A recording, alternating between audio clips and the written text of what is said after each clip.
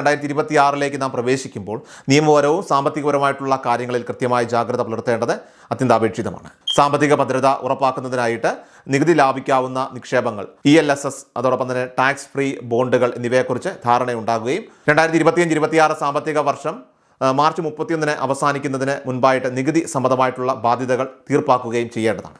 Banking മേഖലയിൽ KYC നടപടികൾ പൂർത്തിയാക്കുന്നതിനൊപ്പം തന്നെ ആധാർ, പാൻ ലിങ്കിങ്, അതോടൊപ്പം തന്നെ 10 വർഷത്തിലൊരിക്കലുള്ള ആധാർ വിവരങ്ങളുടെ പുതുക്കൽ എന്നിവയും ഉറപ്പുവരുത്തണം.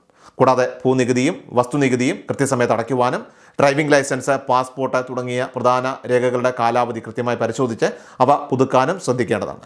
സൈബർ സുരക്ഷയുടെ ഭാഗമായിട്ട് നമ്മുടെ പാസ്വേഡുകളൊക്കെ മാറ്റുന്നതിനും 2 ഫാക്ടർ ഒതൻറ്റിക്കേഷൻ ഉൾപ്പെടെയുള്ള കാര്യങ്ങൾ ഉപയോഗിക്കുന്നതിനും മുൻഗണന നൽകണം. വീട് നിർമ്മാണം, വാടക, മറ്റ് സേവനങ്ങൾ എന്നിവയുമായി ബന്ധപ്പെട്ട കരാറുകളിലൊക്കെ തന്നെ ഏർപ്പെടുമ്പോൾ കൃത്യമായ വ്യവസ്ഥകളും സമയപരിധിയും വ്യക്തമായി തന്നെ രേഖപ്പെടുത്തുന്നത് ഭാവിയിലെ തർക്കങ്ങൾ ഒഴിവാക്കാനായിട്ട് സഹായിക്കും.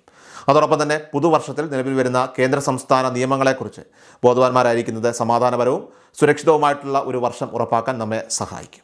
കൃഷൽ മീഡിയ എല്ലാ ദിവസവും വാർത്തകളും അറിയിപ്പുകളും ഡെയിലി അപ്ഡേറ്റ്സും ലഭിക്കാൻ ഇപ്പോൾ തന്നെ ചാനൽ സബ്സ്ക്രൈബ് ചെയ്യുക, ഫോളോ ചെയ്യുക.